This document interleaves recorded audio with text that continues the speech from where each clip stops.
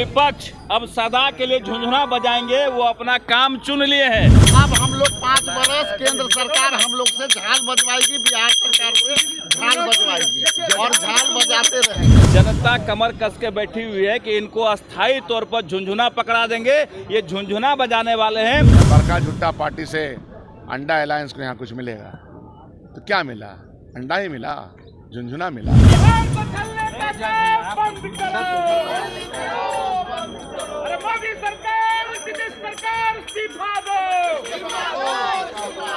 उनके किस्मत में अब झाल बजाना है, उनके किस्मत में अब झुंझुना बजाना है, तो करेंगे क्या?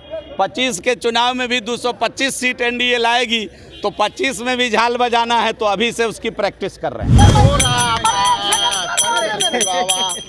बिहार से कुछ नहीं मिला हो, झाल इसलिए मिला कि विशेष राज के दर्जा में कल हम लोग उम्मीद किए थे कि झुंझुना, लेकिन अब झुंझुनो नहीं मिला। हम लोग को जो है एक्सप्रेसवे मिला है, ना रोजगार में अवसर है उसमें, ना हमारा जो है कर्ज माफी का अवसर है। अब हम लोग 5 बरस केंद्र सरकार हम लोग से झाल बजवाएगी, बिहार सरकार से झाल बजवाएगी और झाल बजाते रहेंगे। जदयू के नेता कह रहे हैं कि आप लोग को स्वागत करना चाहिए, बहुत ज्यादा दिया है। बात का जदयू के नेता से पूछिए कि क्या आप विशेष राज्य के दर्जा मांगना गलत था, कह दीजिए कि आप क्यों मांग रहे थे। यदि गलत था तो हम लोग जो है इसको मान लेंगे। यही कंट्राडिक्ट कर दिए कि अब तक जो 17 साल से हम मांग कर रहे थे विशेष राज्य का दर्जा, वो गलती थी हमारी। जदयू के लोग बोल दे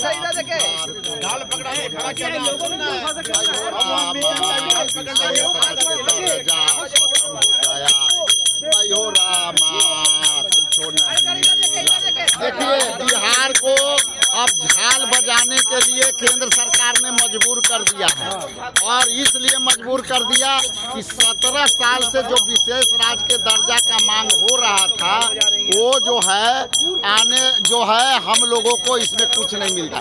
यदि विशेष राज्य के दर्जा मिलता तो यहाँ रोजगार के अवसर मिलते, यहाँ जो है हमको टैक्सेशन में रिबेट मिलता, यहाँ जो है स्पेशल पैकेज के तहत यहाँ जो है बाहरी विदेशी कंपनियां आकर के यहाँ इंडस्ट्री लगाती, जो कि सब यहाँ से निराशा मिली है। इसलिए झाल बजाने के लिए हम लोग मजबूर हैं। विशेष पैकेज तो मिला ना? विशेष पैकेज में रोड मिला, और रोड का टैक्सेशन उनके चाहते लोग को मिलेगा। रोड टैक्स कौन उछलेंगे, टोल टैक्स कौन उछलेंगे? ये उसका षड्यंत्र है। अपने लोगों को मदद करने के लिए ये एक्सप्रेसवे दिया गया है। एक ये बताइए कि एक्सप्रेसवे में कितना रोजगार मिलेगा? रोजगार कितना मिलेगा एक्सप्रेसवे पर? आप जान लीजिए कि जेवर अथी से लेकर के जब नोएडा से चलेंगे एक्सप्रेसवे पर, तो उस पर इंडस्ट्री भी नहीं लगता है, क्योंकि उसका कट जो होता है 100 से 150 किलोमीटर पर होता है। यदि वही हाईवे देते हैं तो उस पर जो है इंडस्ट्री का भी अवसर है, इसलिए उस पर इंडस्ट्री भी लगाने का अवसर नहीं है। उसका मापदंड बहुत कड़ा है।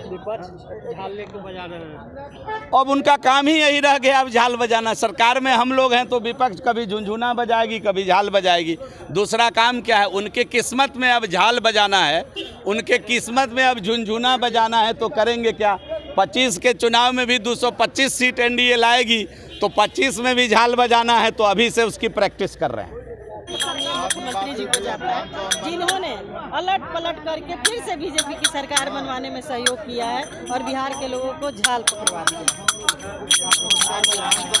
बिहार का बजट आपने भी देखा होगा, केंद्र का बजट, बिहार का, आपने देश का बजट जो पेश माननीय मंत्री जी निर्मला सीतारमण जी ने जो बजट पेश किया है और बिहार के लिए जो प्रावधान किया है, उससे बिहार की जनता ठगी हुई महसूस करी। सब लोग महत्वपूर्ण सत्र में तो उम्मीद की जा रही थी कि बरका झुट्टा पार्टी से अंडा अलायंस को यहाँ कुछ मिलेगा तो क्या मिला?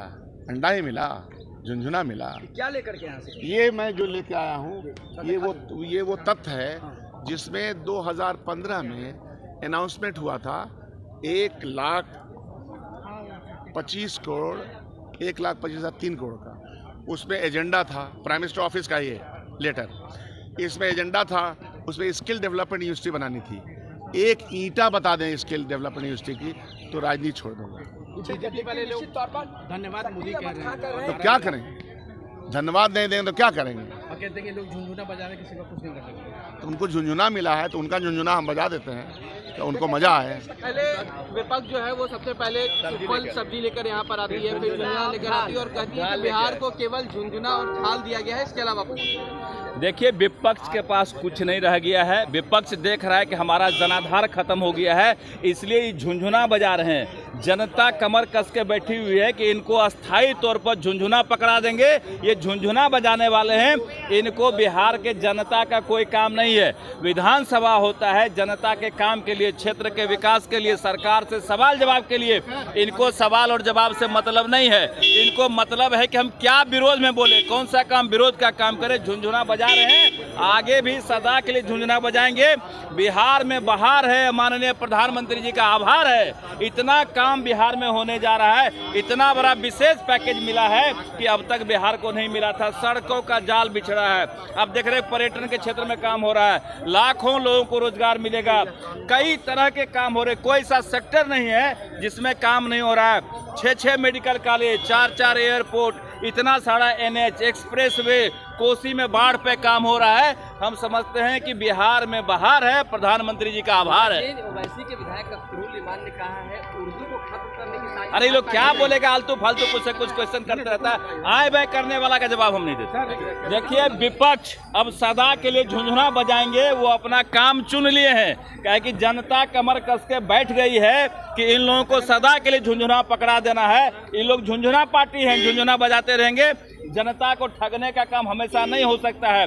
जनता देख रही है कि कौन काम करने वाला है। माननीय प्रधानमंत्री जी जिस तरह से बजट में बिहार को दिए हैं, तो बिहार में बहार आ गया है और प्रधानमंत्री जी का आभार हो गया है। पूरा राज्य प्रधानमंत्री जी का आभार मना रहा है कि बिहार में सड़कों का जाल बिछ रहा है, मेडिकल कॉलेज का जाल बिछ रहा है, उद्योग लगेंगे, उसके बाद पर्यटन के क्षेत्र में काम होगा, धार्मिक सेक्टर में काम हो रहा है, और खास करके उत्तर बिहार में बाढ़ को लेकर के बड़ा काम हो रहा है। कोसी में लिंक नदी को पैसा दिया गया है। तो दर्जनों ऐसे काम हैं जो बिहार में बाहर लाए।